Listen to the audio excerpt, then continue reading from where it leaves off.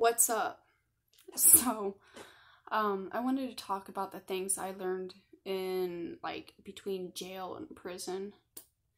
So, in jail, I was fortunate enough to know an older woman who I was good friends with, and she gave me literally some of the best advice I've ever gotten in my life, if not the best advice.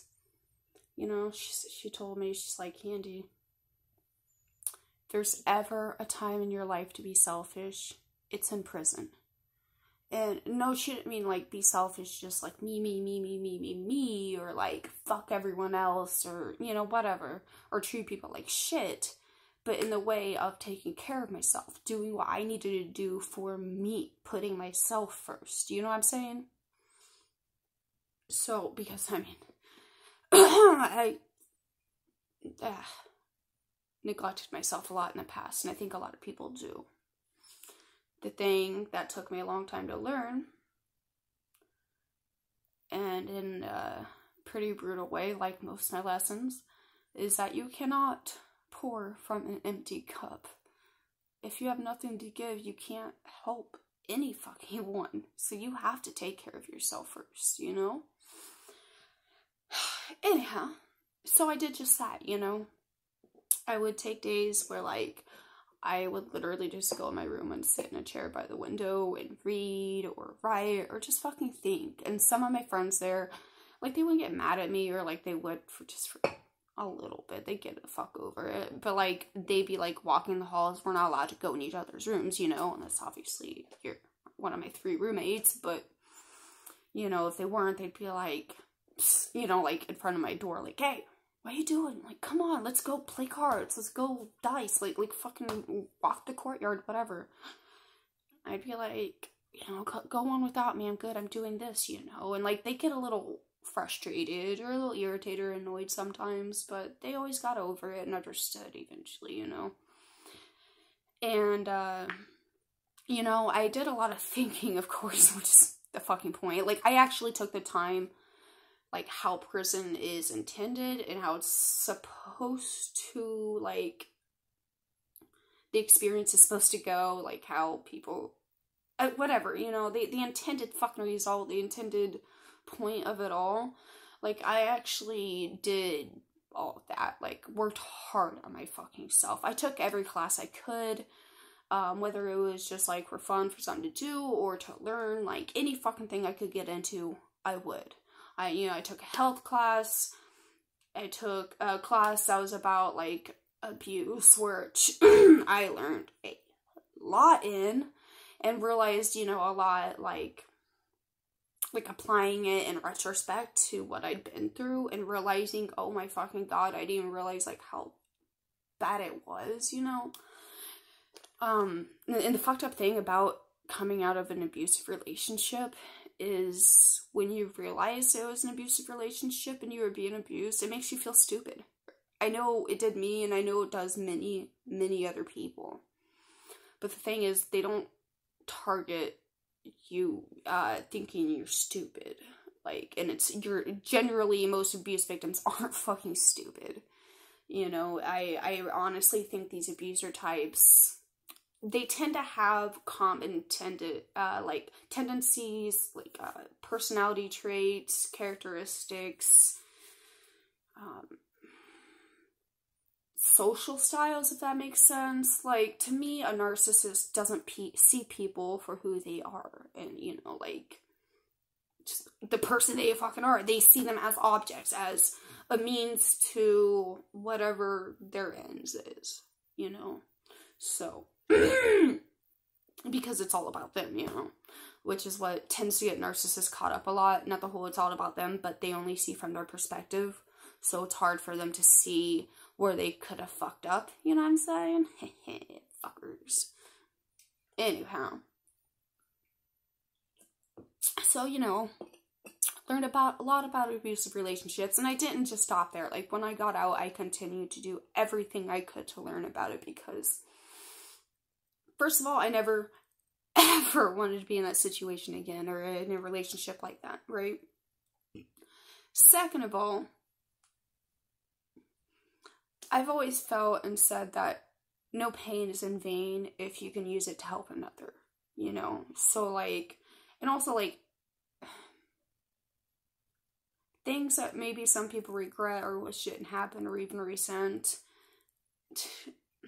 at least in my life, those types of things, if there's something I can learn from it and apply to my life and make it better in the future, it doesn't make it okay, but it makes it, like, not a total loss, I guess. Not a total fucking tragedy. Like, there was something gained from it that was positive. And if I could help another fucking person, even if it's just one, I will fucking spill my guts on everything. I will tell you my deepest, darkest fucking feelings, my fears, my fucking, like,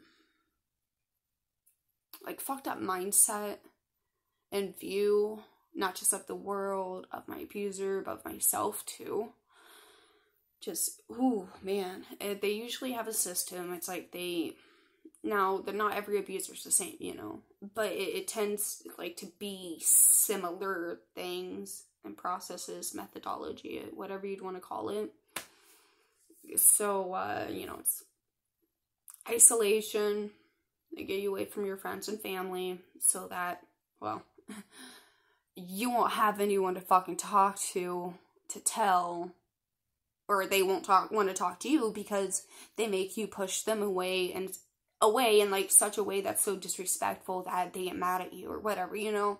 Like, they make you fucking do this thing to piss, or do the thing themselves and then make you not fucking, like, I know it sounds ridiculous saying, like, they make you. Yeah, sure, you got your own fucking free will. I already know what my fucking abuser ex would say. Like, yeah, I didn't make you do shit, bitch. No, you fucking didn't. I chose it. I did.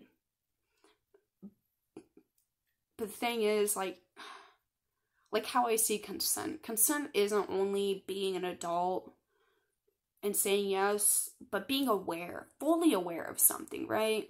Understanding something, because you could consent to something but not really understand what you're consenting to.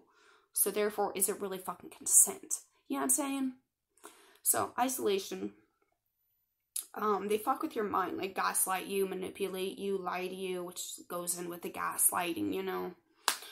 They belittle you, humiliate you, degrade you, tear you down while you're alone, in front of others, like their friends, in public.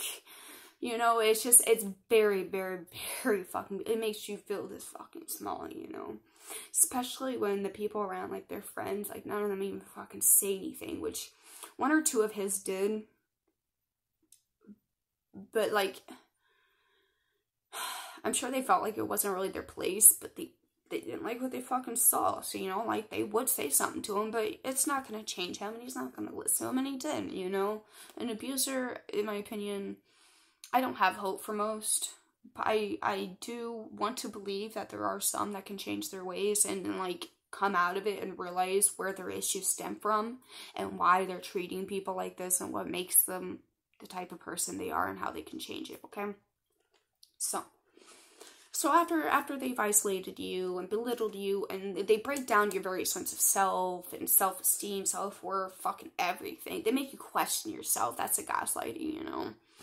Every fucking thing. And then usually is when they're like the verbal and like some could say verbal mental abuse are the same thing, but to me they aren't the exact same thing. Because verbal usually is just like abusive, like, you cunt, you stupid bitch, you know, like very derogatory, intended to hurt a person and break them down and you know, stab them right in the fucking gut. Whereas, like, mental abuse to me is like like the next fucking level. Like, they're fucking with your mind and abusing, like, I can't say the way you think. Like, I don't know how I'd word it right now, but it's just fucking next level. It's not just words. It's the words, the actions, the fucking, how they treat you in front of others, the unsaid stuff, the subtleties, the just, fuck, man, I wish I knew how to word it right now. I don't. So, moving on. You know, I want to learn all this so that I obviously never, like, okay, yeah, I already went over this. not end up in the same situation ever again and be able to help someone else again. I would never consider myself an expert, like I know everything, because I fucking don't. I just know what I know and what I've been through, and listening to other women's experiences and shit, especially in prison, you know, and afterwards, but a lot in prison, because I mean, fuck all, you know, what you gotta do? Fucking talk, play cards, fucking, I mean, honestly, it sounds horrible, but I actually didn't mind prison. But I mean, then again, you know, like, I fucking grew up with a horrible stepdad who was a fucking complete monster, and then went through shitty-ass foster care, so it was like, prison was like, okay, like, don't get me wrong, I'll get to the things that I miss so dearly, and the reasons why I never want to fucking return to prison, okay? So I'm not trying to make it sound like a fucking play place, or some kind of fucking vacation for anyone watching who's like, well, maybe it's not that bad, you know, maybe I will go, shit, why not, you know, just fucking don't, okay? But,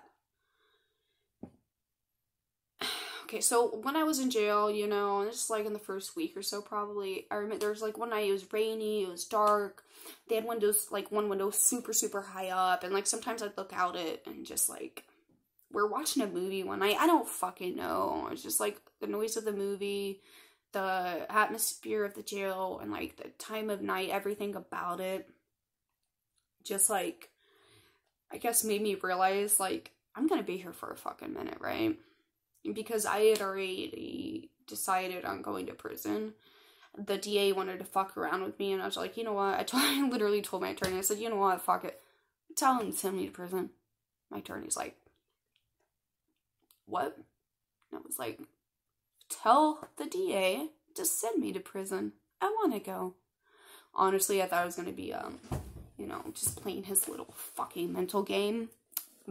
But at the same time, I knew that's where I was going to end up, because what my attorney was trying to go for was like, oh no, you'll stay for a while, you know, we'll put out that we want this, but really we're going for this, you know, kind of like when you barter, like, or, like, throw out a price for something that you want, like, you don't ever fucking throw out as much as you're willing to pay, you know, because generally the price is either going to go up or down, or like if you're selling something, usually I would anyway put it for the exact price that I want it sold for, because I'm probably not going to get that. People are going to try to negotiate up or down, right?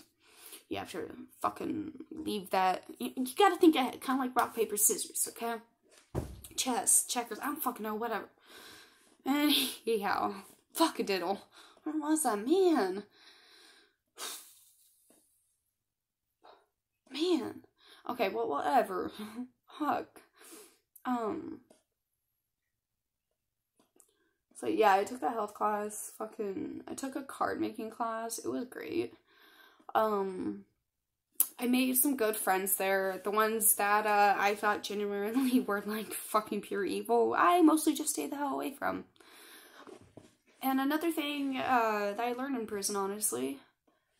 Okay, so, growing up, I didn't have, well, it wasn't necessarily me, but, like, my family and, like, my experiences as a child, like, good experiences with the police.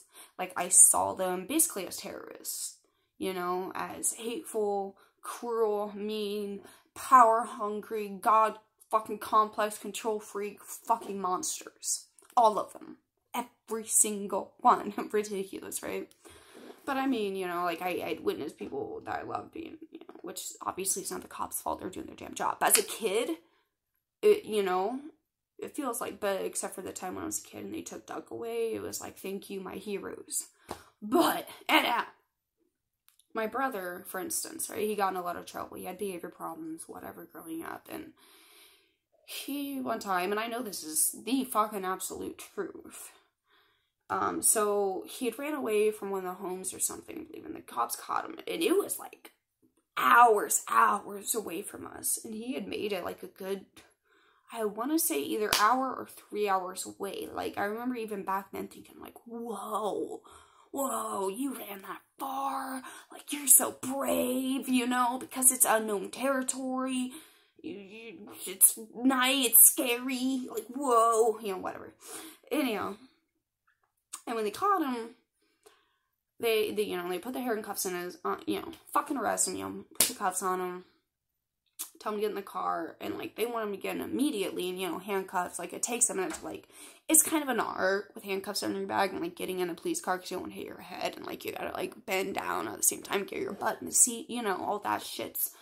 So, apparently he wasn't doing it quick enough, which I've had that experience with cops before, and, they literally fucking beat him with the butts of their guns. So, I mean, I had those kinds of perceptions and experiences, like, really bad ones.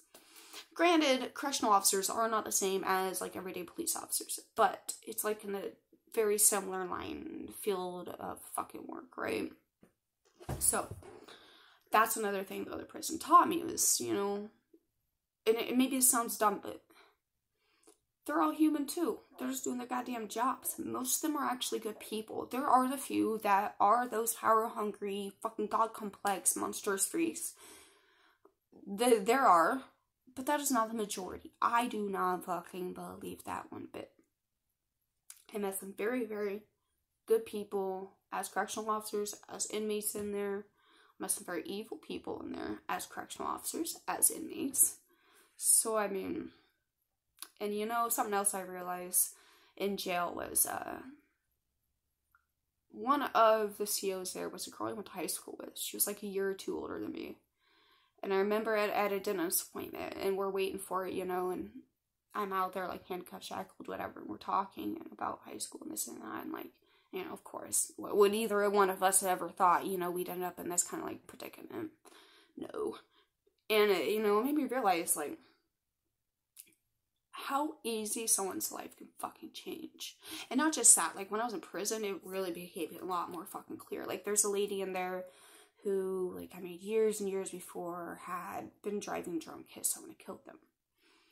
And not that I'm saying I don't think she deserved punishment, because she shouldn't have been driving drunk, but be honest, like, how many people have driven drunk and everything worked out just fucking fine, right? And that's what you think, everything works out just fine. I'm sure that's what they thought too. Everything works out just fine every time, but you never, even sober, you could be completely fucking sober, and a fucking kid or a human, whatever, fucking just dash right out in front of you, no time to react. You still will be held legally accountable because there's a victim, there's people affected by it, you know what I'm saying? Now, thankfully, my crime when I went to prison selling weed, really, for marrying my co-defendant, so they couldn't force me to testify against them, and they couldn't get him with a lot more time, but let's stick to the paperwork technicality shit, even though my parole officer even, like, literally was, like, baffled why I was there. Like, she said to me one day, like, I don't understand why you're here. I'm like, you know, sold weed, what do you think? She's like, and then, like, the next time, she's like, I've been going through your file, you know, going through everything, I don't understand it, I don't see any reason why you're here, except for the fact that, basically, you know, you said fuck the system, married your co-defendant, pissed everyone off. Yeah, it is what it is, but you know what? I still have my dignity. I still have my word, my honor. I stuck to it. You know what's funny too is when I got out of prison, we'll just call him the boss man, whose relative was like even higher up in the drug world. Not anymore. Neither one of them are in it ever since him for years, but back then. And I mean, like, the boss was like all of Iowa and like well, all of, like, eastern, some of northern, I believe, Iowa, maybe even some of Omaha, and the other dude was, like, fucking Illinois, like, fucking Missouri, Texas, like, fucking everywhere, California, like, so, anyway, I got a hold of him, or he got a hold of me on Facebook, and I'm like, hey, how are you doing, blah, blah, blah, blah, blah, and he's like, good, how you doing, girl, you know, you look good, I hope you're doing good, and I'm like, thank you, you know, and I was like, you know, I really hope you know that I never said one damn thing to the cops. I didn't tell them your names, I didn't tell them any fucking names, I didn't tell them shit, and, you know, he said back to me, he's like, I know, he's like, I got the paperwork pretty quickly, and I read through it. I know exactly what you said and didn't say, and I know exactly what he said and didn't say. Apparently, he told them a lot wow, that's a whole nother fucking story. I will tell that one next. Like, right here with this hoodie today. A few of my dresses in the background because I love dresses. Anyway, so it's another thing I learned. God, I learned so much. I learned a lot about myself. And what I thought most was, okay, maybe I don't know exactly who I want to be. Like, I know what type of person I strive to be, but I do know exactly who I don't want to be. I know exactly what type of life I don't want to live, right? I know exactly what type of man I never want to be attracted to, which I don't really refer to them as men. I refer to them as little fuck boys. Like, they're idiots. You know, so, like, I did a lot of, you know, what I don't want to be, what I want to be, and I'm trying to still work on all that, you know, learn more. I'm very curious. I always have been.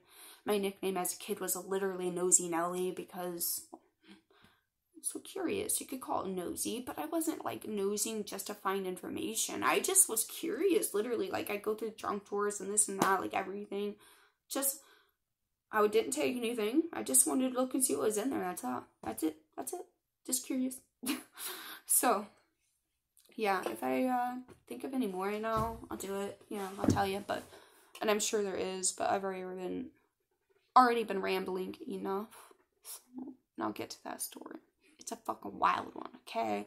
So, fucking get your lassos ready, cowboys and cowgirls. Yeehaw! Doses!